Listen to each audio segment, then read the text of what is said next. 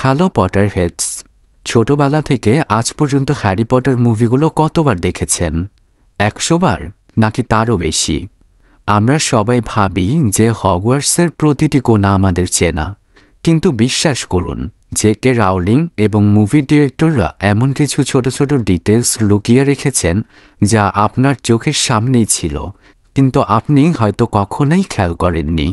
আজকে অন্য সময় চ্যানেলের মুভিপিডিয়ার সেকেন্ড ভিডিওতে আমরা খুঁজে বের করব হ্যারি পটার মুভির এমন 25টি ছোট ছোট ডিটেলস বা ইস্টার এগ যা দেখার পর আপনি নিজেকে সত্যিকারের উইজার্ড মনে করবেন। তো চলুন লুমস ম্যাক্সিমা অন করে শুরু করা যাক। হগওয়ার্টস এক্সপ্রেসের লেট ডিপার্চার। সিনেমার এক সিনে ট্রেনের টাইম টেবিল দেখালে দেখা যায় ট্রেন 11টায় ছাড়ার কথা ছিল, কিন্তু আসলে পেনসিলভানিয়ার লাইব্রেরি রেফারেন্সে 11:11 দেখানো। নেভিলের রিমেম্বরল লাল হয়ে যায় যখন সে কিছু ভুলে যায়, কিন্তু সে কি ভুলেছিল? খেয়াল করলে দেখবেন গ্রেট হলের ওই সিনে একমাত্র নেভিলই তার ব্ল্যাক রোবস পরেনি। ফ্রেড ও জর্জের বয়স। গোবলেট অফ ফায়ার মুভিতে ফ্রেড আর জর্জ জাদুর বয়সের দাগ পার হতে গিয়ে বুড়ো হয়ে যায়। মজার ব্যাপার হলো বইতে তাদের বয়স তখন সত্যিই বৃদ্ধ হওয়ার কাছাকাছি ছিল না, কিন্তু ডিরেক্টর ফিউচার দেখিয়ে দিয়েছিলেন। Horcrux hint. ডাম্বেলডোরের অফিসে টম রিডলের ডায়েরি দেখার সময় হ্যারি বলে তার মনে হচ্ছে সে এই ডায়েরি আগেও দেখেছে। এটা ছিল হরক্রাক্সের সাথে হ্যারির কানেকশনের প্রথম হিন্ট। 7 নম্বরের রহস্য। হ্যারি পটারের 7 সংখ্যাটি খুবই গুরুত্বপূর্ণ। হ্যারির কুইডিচ জার্সির নাম্বারও ছিল 7, যা নির্দেশ করে যে হ্যারি নিজেই সপ্তম হরক্রাক্স। এবার আসি এমন কিছু ডিটেলসে যা ব্যাকগ্রাউন্ডে ঘটেছিল।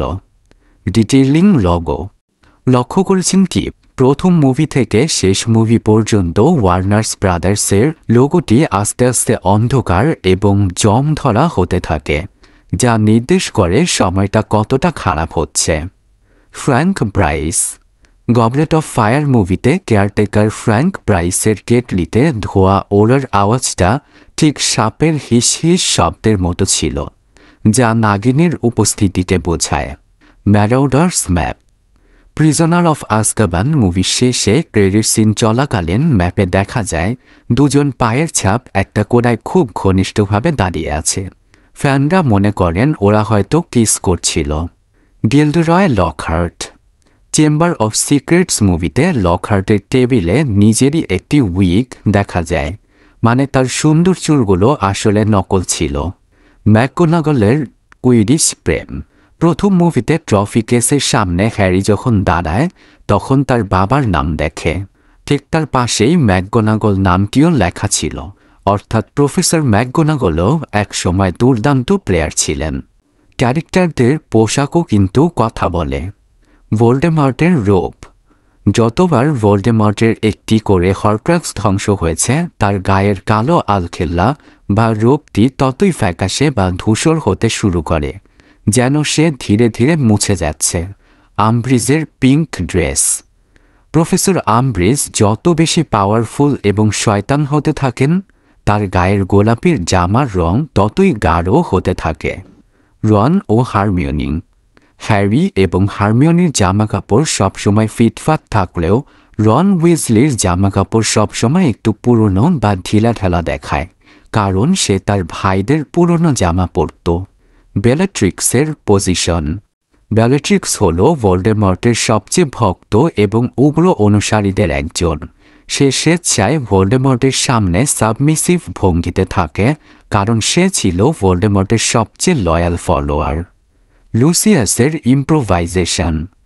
চেম্বার অফ সিক্রেটস মুভির শেষে হ্যারিকে ডবি বাঁচানোর পর লুসিয়াস মালফয় রাগে বলেন, "let us hope mister Potter will always be around to save the day." Harry উত্তর দেয়, "don't worry, I will be."